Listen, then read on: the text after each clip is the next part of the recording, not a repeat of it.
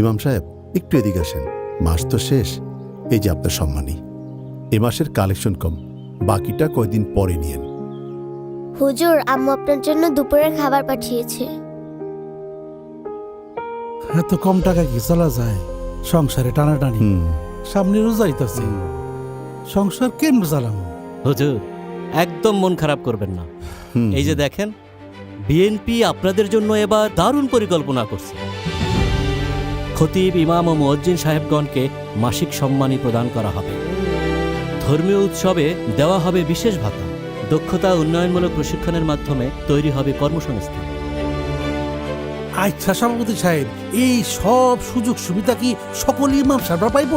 না না, অন্যান্য ধর্মের প্রধানগণকেও মাসিক সম্মানী ও উৎসব ভাতা প্রদান করা হবে। শুকর আলহামদুলিল্লাহ। যাক, এইবার তাইলে আমাকে কথা কেউ ভাবলো। আমার ভোট এবার ধানের শীষে যাইব।